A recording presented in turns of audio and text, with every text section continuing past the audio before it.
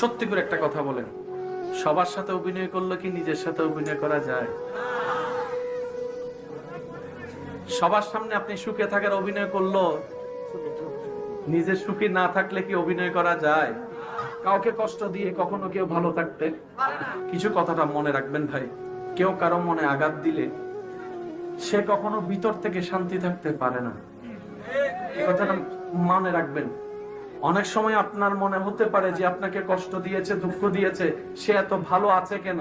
সত্যি কথা বলতে তার চেহারা দেখেন, একটু ভিতরটা দেখেন, তার রাতটা দেখেন, তার ঘুমটা দেখেন, দেখবেন যে সে ভিতর থেকে শান্তিতে নাই, শান্তিতে নাই।